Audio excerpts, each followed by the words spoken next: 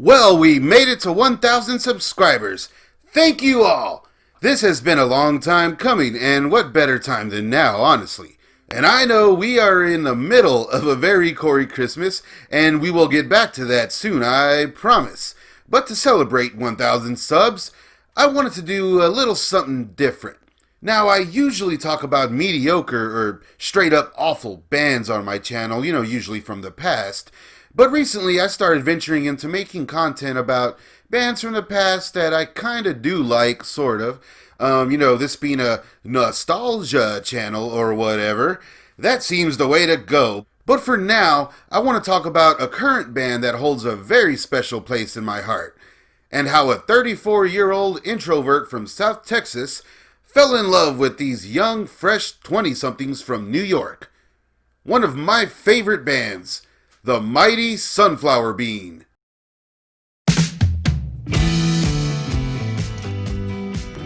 Guitarist Nick Kivlin and his badass hair met Jacob Jimmy Faber at high school in 2008 in Glen Head, New York, where Kivlin was a member of the group Turnip King. Jimmy filled in on drums and the two hit it off.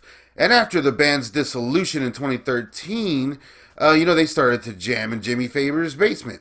Apparently coming up with the band's name through a love of sunflower seeds and Faber's penchant for coffee beans. And meanwhile, a young songwriter, Julia Cumming, was a member of the band Supercute, who at the time also was dissolving. Kivlin and Faber would be the first form of Sunflower Bean, as the band was led by Kivlin, who did vocal duties and guitar. And when Julia met the guys at a show, she soon became the band's third member as bassist. The band would eventually relocate to Brooklyn and wind up making quite the impression on 2014's CMJ Music Marathon, resulting in a plethora of smash reviews.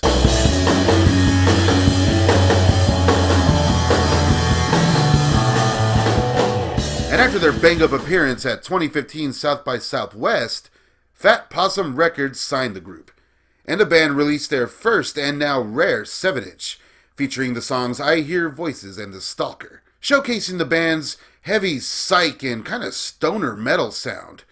But their first full-length from Fat Possum would also show us the band maturing a bit, and their sound, kind of hinting towards a more pop-friendly atmosphere, but still retaining their earlier stuff. It's very cool to see how they venture into all kinds of sound, from psych to stoner metal and dream pop even.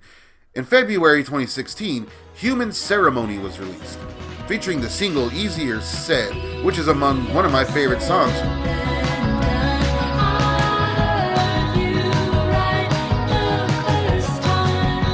But perhaps, arguably their crowning achievement to date, 22 in Blue was released in March 2018, and it proved to be a true masterpiece. Being an album soaked in loneliness and heartbreak and optimism, and hell, doing it all just so upbeat and flawlessly. I hate using the word maturing, but that's the only way I can describe the group when comparing this to their first efforts. Not that they, matured by growing out of any particular sound, but rather seamlessly blending all their influences in such unique ways that the outcome is purely Sunflower Bean. My favorite track from 22 in Blue has to be Memoria. They would tour pretty heavy with the album with some notable bands, but to date it is the group's last official album. I missed catching the group live for the first time due to the impossible maze that is the University of Texas campus in Austin, and arrived just in time to catch Interpol's first song. God damn, I was so angry. But the band did release the King of Dudes EP in 2019, this time from Mom and Pop Records. And I finally got to see them when they toured with Courtney Barnett. I even ran into Julia. Completely by accident. I wasn't waiting around stalking the area or anything. And she was really cool. What's up, Julia? The band would then tour heavy and get involved with the 2019 presidential campaign, backing Bernie and making one hell of a mark on the landscape. And while, it didn't quite work out, Julia has been outspoken on her views, as have the guys, which just, adds to their awesomeness. When the band made a stop here in Texas at the Hot Luck Festival, finally, I got to catch them in an up-close, personal setting, it being a smaller club and all, and I gotta tell you, this is the way to see Sunflower Bean. They even played my favorite song just for me as it was my birthday, and I was very drunk. Is someone's birthday? Is it your birthday? Happy birthday! We never play this one, but it's for you. Thank you, Julia. Thank you.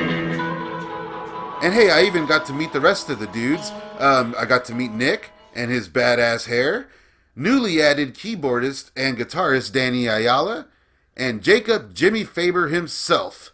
Again, I was very drunk, and they are all just the coolest and nicest people ever. Long live Sunflower Bean. Now, I don't like many other bands, quite like I do these guys. Maybe because I don't like too much new music in general.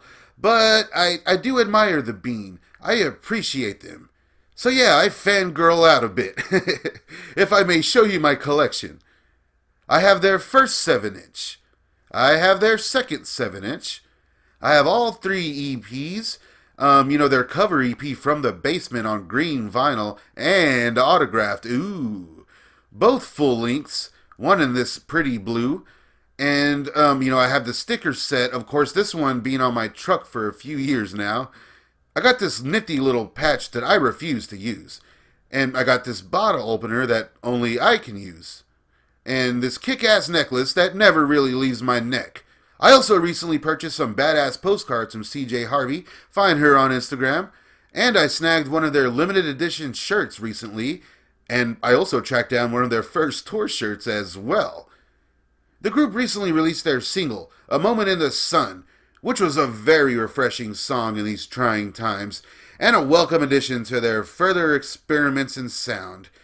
This year's been rough. Aside from COVID and, me relocating and losing jobs and such, I also lost my best friend a few weeks before the pandemic hit. And I've had one hell of a time peeking out from the darkness all year long. A Moment in the Sun helped me a lot as far as seeing the optimism in life and proved to me that, things will be okay. And although Sunflower Bean lost a loyal fan and I lost my best friend, with their help in the shape of music, seriously, I am seeing the better side of things little by little. And for that, I thank you, the mighty Sunflower Bean. To date, we're still in the pandemic. Things are still up in the air. FYI, Nick's hair is still badass. I absolutely love this band, and I urge all of you to track them down on social media, buy their albums, and spread the gospel of Sunflower Bean, as we are lucky to have them around. I'm hoping somehow they see this video and reach out to me and let me know what they think. Let's all get this one out there.